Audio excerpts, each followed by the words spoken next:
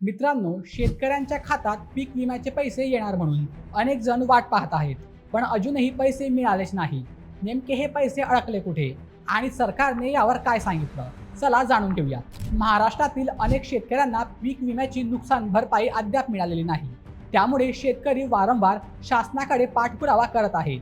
याच पार्श्वभूमीवर राज्याचे कृषी मंत्री दत्तात्रय भरणे यांनी याबाबत महत्त्वाची माहिती दिली आहे. त्यांच्या म्हणण्यानुसार विमा कंपन्यांकडून आवश्यक प्रक्रिया पूर्ण होत असून पात्र शेतकऱ्यांना नुकसान भरपाई लवकरच देण्यासाठी सरकार प्रयत्न करत आहे. मंत्री भरणे यांनी सांगितले की ज्या ठिकाणी कागदपत्रे किंवा पडताळणीची प्रक्रिया पूर्ण झालेली नाही ती लवकर पूर्ण करून शेतकऱ्यांच्या खात्यात पैसे जमा करण्यावर भर दिला जात आहे.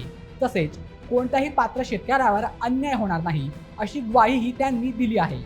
दरम्यान पीक विम्याचे पैसे उशिरा मिळत असल्याने अनेक शेतकरी आर्थिक अडचणीत सापडले आहेत.